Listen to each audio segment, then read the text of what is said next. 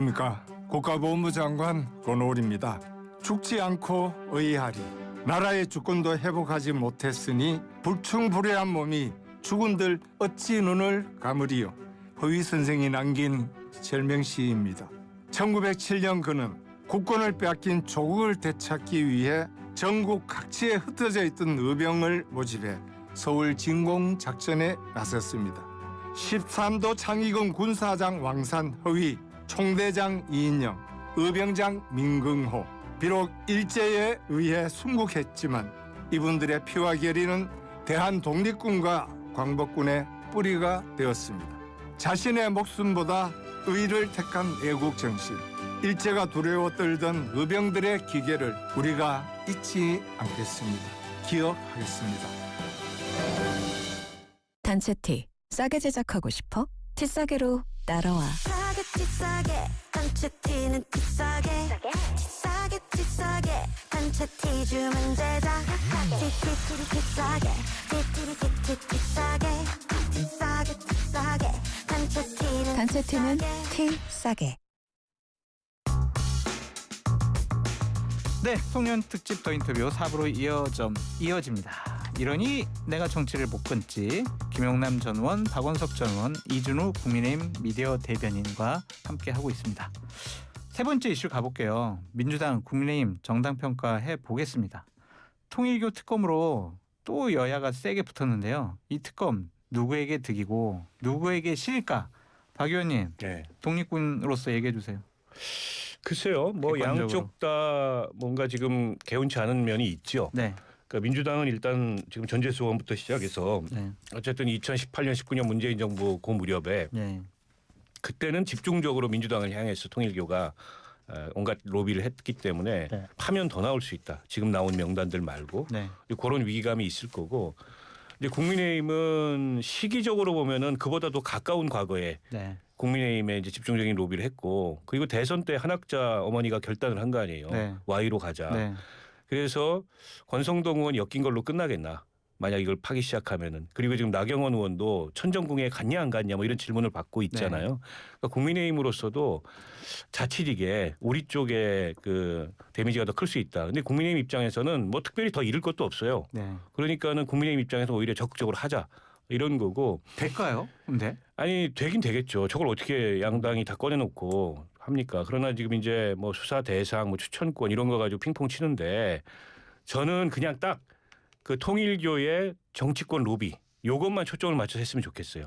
그리고 하다 보면 그 인지사건 조항이 다 들어가잖아요. 특검에. 이 사건 수사하다 알게 된 사실, 관련 범죄 사실. 네. 그러면 그게 이제 민중기 특검이 이걸 덮은 거든 아니면 뭐 다른 거든 다 할 수 있어요. 그래서 그걸로 합의하고 추천 주체는 정당만 빼면 네. 정당만 빼면은 큰 차이 없어요. 네. 어디가 추천하든지. 네. 수사를 시작하면 이게 수사의 논리로 가지 내 추천해 준 사람 뭐 뒤돌아보고 눈치 보고 그러지 않거든요. 네. 그래서 빨리 합의하고 그냥 하자. 이거 가지고 서로 또 말만 꺼내놓고 또 미루고 이러지 말고. 요 특검 부분은 우리 박원석 의원님 얘기만 들어보고요. 김용남 의원님. 네. 김병기 원내대표 너무 늦게 사퇴한 거 아니에요? 저도 늦어도 한 일요일쯤은 네. 그 발표를 하지 않을까 싶은데 한 네. 이틀 늦어졌죠. 네. 그 MBC 보도가 결정적이었을까요? 그랬을 수 있죠. 그 MBC 보도는 사실 충격적이잖아요. 내용 그렇죠. 자체가. 예. 돈 1억이라는 부분도 예. 나왔고. 아니 1억도 1억이지만 문제는 그 1억을 줬다는 사람이 결국엔 단수 추천으로 공천을 맞습니다. 받았잖아요. 다른 맞습니다. 경쟁자들을 제끼고. 근데 네. 정상적으로 돌아갔다고 하면 그런 부정한 그 행위를 한 사람은 알려진 즉시 컷오프가 됐어야죠. 사실은. 네. 제일 먼저 그 사람은 일단 빼고 나머지 사람을 검토했어야 되는데 지금 거꾸로 됐단 말이죠. 그러면 왜 그렇게 됐냐?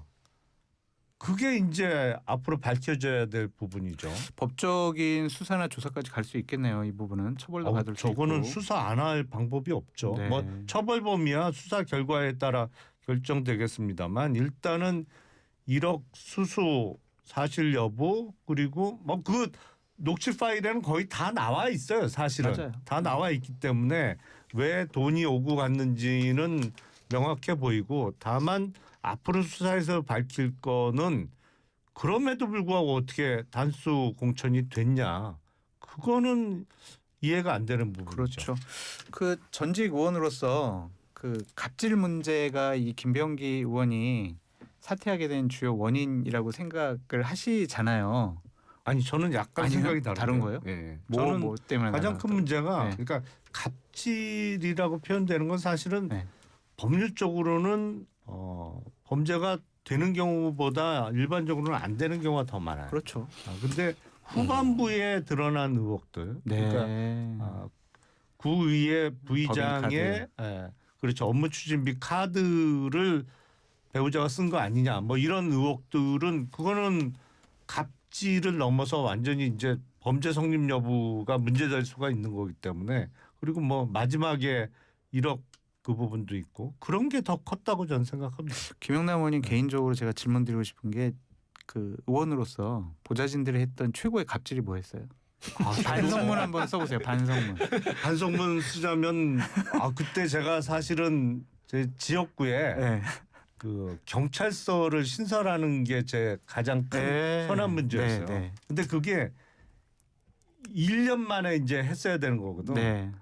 그것 때문에 저도 뭐 열심히 했지만 밑에도 엄청 쪼았죠. 사실은. 엄청 미담이네요. 쪼았지. 그럼 그거는. 아니 미담 글쎄 그게 결국에는 경찰서 유치가 돼서 결과만 보면 지역구 주민 입장에서 미담이었습니다만 네. 그거를 불과 몇 개월 만에 해내는 과정에서는 여러 가지 무리가 있었죠, 진짜. 네. 근데 이제 그걸 했다고 현수막은 그 다음에 의원된 사람이 거는 거예요. 본인은 못 걸고. 네. 왜냐하면 이제 그 뒤에 안 됐으니까. 네. 박원순 이게 의원님은 뭐 저희는 그런 게 하셨을 때 없어요. 없어요? 왜냐하면 진보 정당은 약간 네. 그 훨씬 동지적 관계, 수평적인 이런 게 강해요. 네. 그리고 보좌진들도 나이가 꽤 있었고 네. 나하고 거의 뭐 같은 나이 이런 그 핵심 보좌관들이 그랬기 때문에 그런 건 없고 저는 이게 이제 의원 보좌관 관계가 사실은 김병기 의원 같은 경우에는 2000년대 이전의 모습이에요. 2000년대만 들어서도 그런 경우는 별로 없어요. 그러니까요. 그러니까 약간 저도 들어본 요즘 적이 좀 없어요. 찾아보기 네, 어려운 맞아요. 그런 유형의 갑질이라고 보고 네.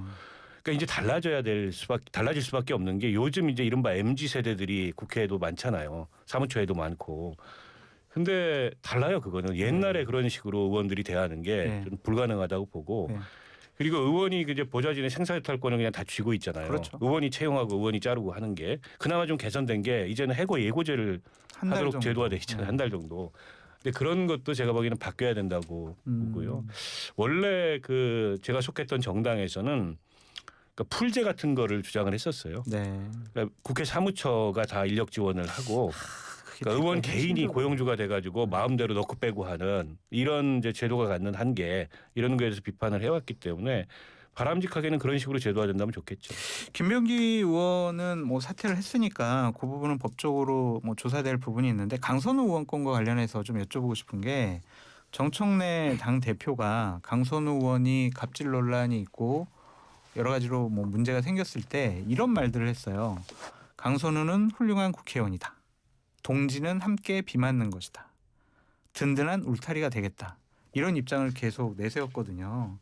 근데 그렇게 해서 결국에는 강선우 의원이 여가부 장관이 돼가지고 이러한 논란까지 나왔으면은 정청래 대표에게도 큰 타격이 갔을 거 아니에요. 장관 됐으면 안 나왔을 수도 있죠. 아 그래요? 장관이 안 돼서 나오는 걸 수도 있고. 네. 이 강선우 의원을 이렇게 좀 감싸는 당 대표의 이 처신은 어떻게 생각하세요? 그러니까 저는 당시에도 적절한 발언이 아니라고 생각했고요. 아니 함께 돌맞고 비 맞을 일이 있고 아닌 일이 있는데 그렇죠. 그게 함께 돌맞고 비 맞을 일이 아니었고 네. 아마 지금 이 사안에 대해서도 그렇게 생각하냐고 하면 정청래 대표가 답을 못할 거예요. 네.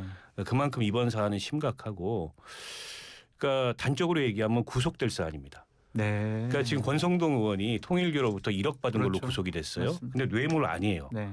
그게 법적 성격이 정치자금법 위반으로 구속이 된 거예요. 그러니까 강선우 의원의 1억은 사실관계로 보면 돈이 오간 건 맞고 돌려줬는지도 불분명해요. 네. 돌려주라고 지시했다고 본인이 해명을 했어요. 그렇죠. 그러니까 안 돌려줬을 수도 있어요. 그렇죠. 그러면 정치자금법 위반은 명백해요. 네.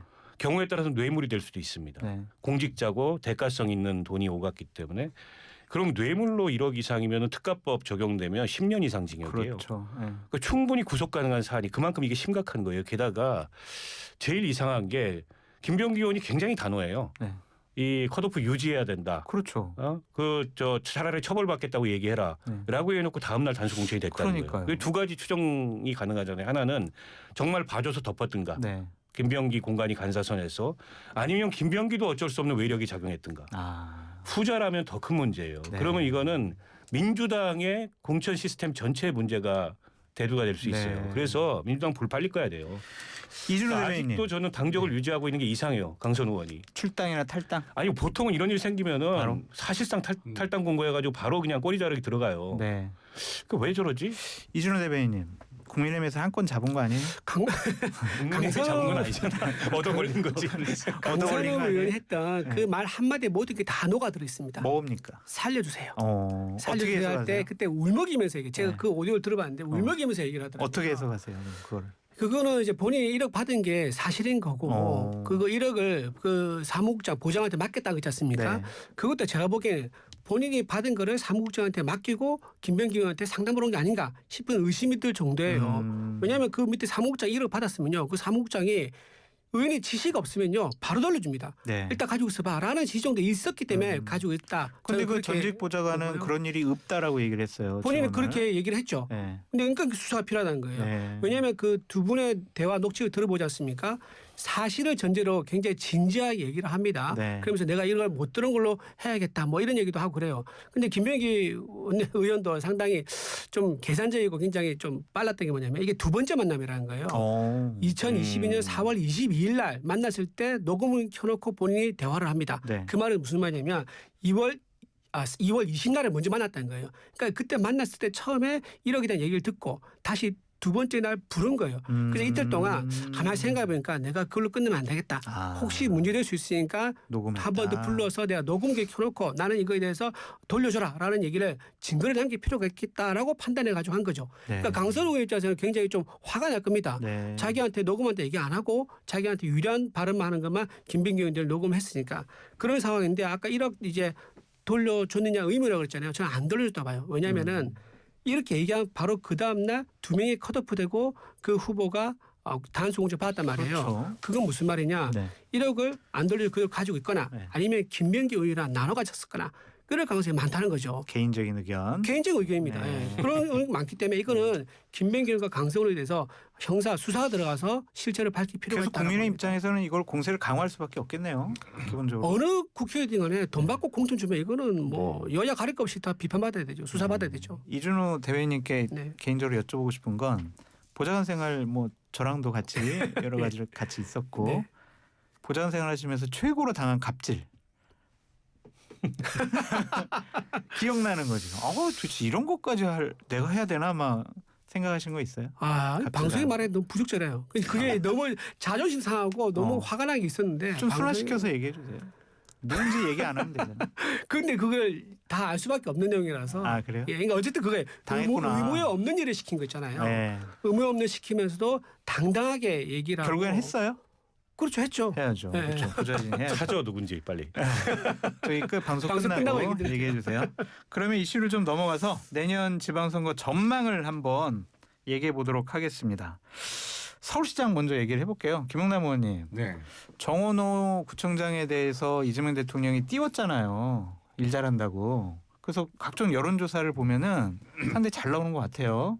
예. 가능성 어떻게 보세요? 후보가 될 수 있다. 그리고 시장이 될 수 있다 없다.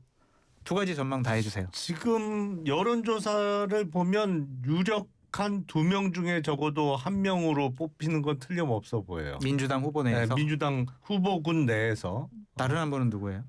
다른 이제 현역 의원이 또 있더라고요. 여론조사 결과 보니까. 그러니까 당내 분위기도 보면 그런 것 같아요. 네. 둘 중에 1명이 되지 않겠어? 이런 말이 제일 많이 돌아다니는 거로 봐서 네. 유력한 후보군이고 네. 제가 보기엔 본선 경쟁력이 가장 뛰어난 거 아닌가? 다른 후보들보다.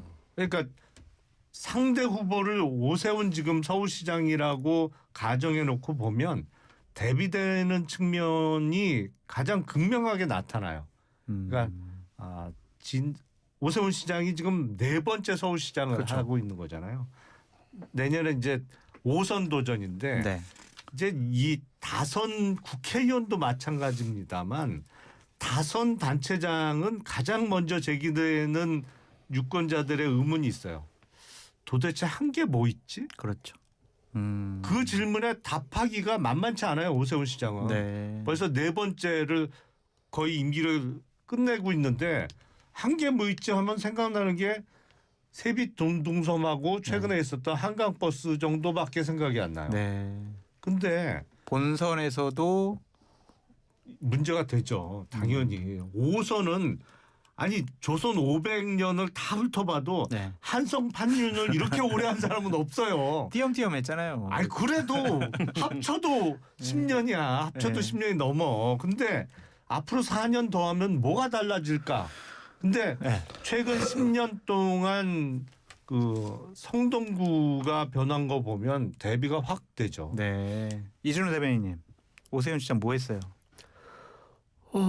한강 르네상스 그 가장 대표적으로 뽑죠. 네. 한강에 가보면 네. 외국인들 정말 많이 옵니다. 네. 한강 개발을 안 했으면 과연 그런 문화 인프라를 만들 수 있었을까? 네. 뭐 치맥이라는 것도 거기서 이제 불꽃이 보면서 하는 것도 많이 흥행을 시켰었잖아요. 그런 부분은 이제 좀 성과를 낼 수 있죠. 당의 분위기는 아니 한강 개발은 오광옥 때 한 건데 그거. 아니, 오세훈 시장이 한강 르네상스라는 브랜드로 자기가 1, 2기 때 그때 이제 전면적으로 시행해가지고 그때 얼마나 민주들 반대를 많이 했었어요. 근데 성공한 사업으로 평가받고 있죠. 그 당 분위기는 어때요? 나경원 의원이 서울시장에 관심이 좀 많으신 것 같은데. 나경원 의원이 의지가 좀 있는 것 같아요. 네. 요즘 어느 행사장 가시잖아요. 네. 그러면은 본인이 어떤 비전 같은 걸 좀 말씀 많이 하시고 네. 의지를 이제 숨기지 않고 드러내고 있다고 합니다. 당의 경선 룰이 7대3으로 하면 나경원 의원한테 유리한 거 아니에요?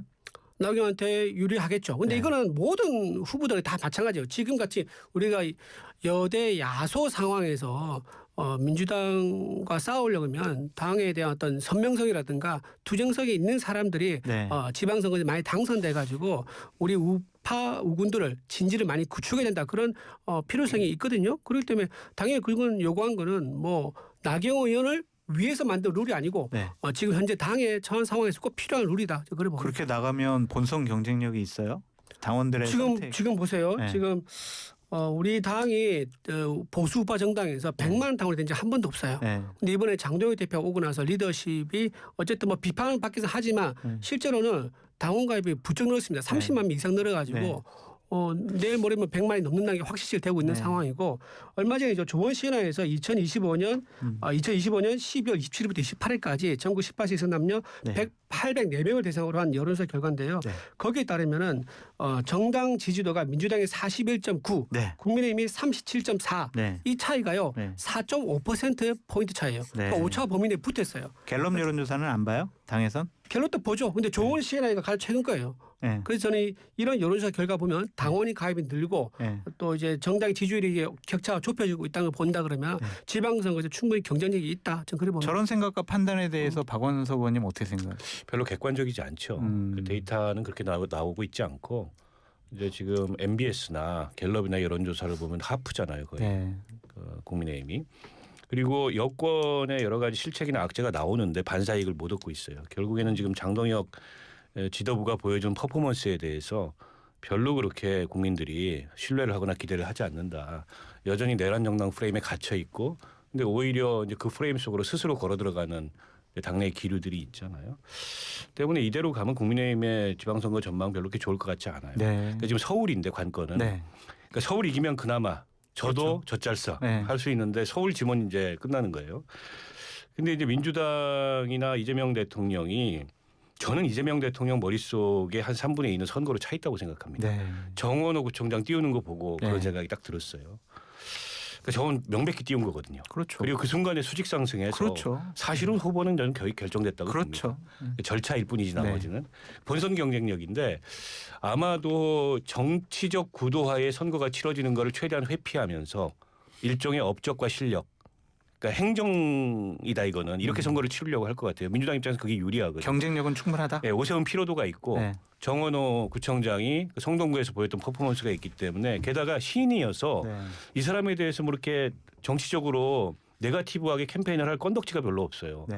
그러니까 현역 의원들은 맞아요. 그런 이제 일종의 진영 구도가 딱 짜여지거든. 근데 정원호를 상대는 진영 구도가 잘 안 통해요. 네. 그게 아마 이제 정원호 구청장을 내세우는 이유가 아닌가 싶은데 그럼에도 불구하고 서울에 유권자 지형이 있기 때문에 네. 민주당이 본선을 장담하기는 어려워요. 네. 그러니까 상당히 지금 민주당 입장에서는 해볼 만한 선거로 만들어가고 있는 게 네. 맞는데 구도를 만들어. 근데 이제 국민의힘이 저렇게 계속 간다면 네. 이게 오세훈 피로도 겹쳐가지고 쉽지 않은 선거가 될 거다. 쉽지 않대잖아요. 오세훈 피로도를 얘기하고 있으니까 지금 우리 후보가 확정된 게 아니잖아요. 네. 그러니까 오세훈 시장을 대체할 만한 인물이 나온다 그러면 완전히 또 판이 달라질 그럼 수 있는 거죠. 대변인님은 나경원 편이에요? 나경원 의원 편이에요? 제가 지금 당 대변인인데 어떻게 지금 그런 말씀을 그게 드립니까? 만약에 나경원 의원이라면 서울 시민이 아니고 전 국민 피로도예요. 네. 그건 더 그 패착이죠. 모르겠어요. 그 지금 의원의 개인에 대한 어떤 선호도를 말씀드린다 그러면 저렇게 말씀할 수 있지만 그 국민들 판단을 어떻게 예단할 수 있겠습니까? 그거는 알겠습니다. 알 수 없는 거고요. 저는 이재명 대통령이 업무보고하면서 사실상 내년 지방선거 선거운동 때 생각하거든요. 그 대표적인 게 하정우 AI 수석을 부산 내려가지고요 띄워주는 거예요. 부산시장감을 어떠냐 식으로 띄워준 거죠. 그리고 또 강원식 비서실장은 대전 충남도지사로 지금 띄워주고 있지 않습니까? 그리고 김용부 정책실장은 전남도지사, 네. 우상호 정무수석은 강원도지사. 지금 제일 열받는 사람 누군지 아세요? 누구예요? 정청래 당대표죠. 왜요? 본인이 내년 지방선거 네. 공천을 해가지고 그 밑거름을 해가지고 내년에 지방선거 승리해서 총선에서 한 번 더 당 대표를 네. 연임해야 되는데 이런 식으로 대통령실에서 직접 공천 다 해버리면은 나는 뭘 먹고 사느냐? 난 당 대표 그러면 그 꿈을 포기하라는 거냐? 이제 이런 열받는 상황이 된 거죠. 그래서 김영남 저는 의원님 명천 갈등이 지방선거 앞두고 내년 1월부터는 진짜 본격화될 거라 봅니다. 열받았다는데요, 정청래 대표. 아니 열받은 사람이 지금 그 이해운 장관 지명에 대해서 잘된 인사라고 하고 그렇게 하겠어요. 호흡 맞추고 있죠. 호흡을 적극적으로 맞추고 있는데 뭐 열받은 거는 아니고. 그 경기도지사 후보 관련해서 좀 여쭤보고 싶은데 어때요? 민주당 분위기는 추미애 법사위원장이 상당히 의욕 보이고 있잖아요. 그렇죠. 다른 분들도 경기도 지형은 좀 민주당에 유리해서 후보군이 많은 것 같은데 좀 분위기나 상황 좀 알려주시죠. 지금은 어쨌든 당내 경선이 만약에 이루어진다고 하면 추미애 위원장이 가장 선두인 거는 틀림없는 사실이죠. 하지만 제가 느끼기에는 네. 민주당은 이제 권리당원이라는 표현을 쓰잖아요. 네. 국민의힘은 책임당원이라는 표현을 씁니다만 특히 당내 경선에서 거의 그 경선 결과를 좌지우지하는 권리당원의 투표에 있어서 대단히 그 정무적 판단이 뛰어난 것 같아요. 그러니까 원래 우리 편이 누구였어? 아니면 내가 저 사람하고 인연이 오래됐어라기보단 어느 후보가 본선 경쟁력이 가장 뛰어나지? 네. 이게 실제로 경선 투표를 하는데도 많이 작용을 하는 것 같아요. 그렇기 때문에 지금 전반적인 분위기는 추미애 위원장이 앞서가고 있는 거는 틀림없어 보이는데 본선 경쟁력에서의 우월성을 보여주는 사람이 아마 민주당 최종 후보가 될 거다. 김동연 현 지사는 어떨까요? 현 지사 프리미엄이 있잖아요. 근데 제가 보기엔 네. 경기도지사 후보는 네. 사실상 서울시장 후보하고의 페어링 개념이라고 생각을 해요. 네. 그래서 서울시장 후보가 누가 되느냐 내지는 경기도지사 후보가 누가 되느냐가 양쪽 다 서로 영향력을 미치는 그 네. 당내 경선이 될 거라서 페어링이 어떻게 이루어질 때 본선 경쟁력이 극대화될 거냐 네. 내지는 기존의 당내 기반은 가장 튼튼했더라도 서울과 경기가 이런 식으로 페어링이 되면 본선이 조금 갸우뚱해지는 거 아니야? 라는 판단이 들 경우에 확 바뀔 수도 있을 거라고 저는 생각합니다. 박 의원님 어떻게 생각하세요? 근데 경기도 선거는 어쨌든 민주당이 많이 유리하잖아요. 그 국민의힘에서 지금 거론되는 후보도 사실상 없어요. 네. 김은혜 의원 정도를 여론조사에 대입해서 하는데 김은혜 의원 출마할 생각이 별로 없어 보여요. 네. 그러니까 이게 경선이 당내 경선이 본선 같은 그런 성격이어서 네. 서울시장하고 좀 양상이 다르고 네. 아니 김동연 지사도 현직 지사기 때문에 경쟁력이 없다고 보기는 어렵죠. 다만 이제 추미애 의원은 약간 갈리는 것 같아요. 그러니까 당내에서는 경쟁력이 상당한데 네. 근데 일반 유권자들 네. 특히 중도층 이렇게 가면은 너무 강성이어서 그에 따른 비호감도. 국민의힘은 추나땡 막 이런 얘기 하잖아요. 근데 추나땡인데 네. 자기들이 내세울 후보도 없는데 뭐 추나땡이에요. 못 만들. 만약 지금 나오듯이 그 김은혜 의원 정도가 나온다 그러면 누가 나가도 이겨요. 네. 근데 지금 후보가 없다 지금 국민의힘에서는. 네. 그래서 민주당이 결국 경선이 본선 같은 네. 이제 이런 선거가 되지 않을까. 대변인님, 국민의힘 경기도지사 후보 없어요? 김은혜 후보도 얘기 나오고 안철수 의원도 얘기가 나오고 뭐 그런 상황입니다. 네, 네. 뭐 서울시에 비해서는 좀 명확하게 막 눈에 띄는 후보가 있지는 않다 이렇게 말씀드리는데 네. 없네. 또 이제 그러고 잠재적으로 볼 수 있으면 네. 본다 그러면 원희룡 장관도 충분히 좀 가능성이 있다고 저는 봐요. 유승민 전 의원님은 어때요? 유승민 의원도 가능성이 있죠. 근데 유승민 의원은 지금 자기 딸 그 교수직 채용 그 관련되면 좀 이슈가 있어가지고 본인이 약간 그 고사하는 그런 얘기를 전 들었었거든요. 네. 유승민 의원이 그런 상황인 거고 원 장관 같은 경우는 이미 뭐 경력으로는 누구보다 검증이 많이 됐죠. 국회의원도 다선인데다가 도지사도 한번 했었었고 장관도 했었었고 그리고 아직 젊습니다. 젊기 때문에 원 장관이 지금 만약에 국민의힘에서 새로운 베이스로 등장한다 그러면 중도층에서 원 장관에 대한 이미지가 아직 좋게 남아있기 때문에 저는 원 장관한테 가능성이 있지 않을까 생각합니다. 결론은 후보가 없다네요. 아니 거기까지 가면 후보가 없는 거지. 빨리 거론되는 거 보니까 후보가 제주지사 없어요. 뭐 인천에 출마했던 사람을 네. 경기지사로 가면 이게 뭐 빨리 아니, 후보를 그리고 찾으시는 지금 것 조만간 수사 받을 텐데.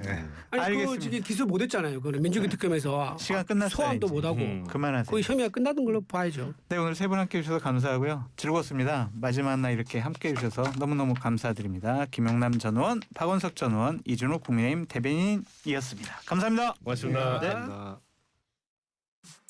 네. 미래 에셋 투자는 미라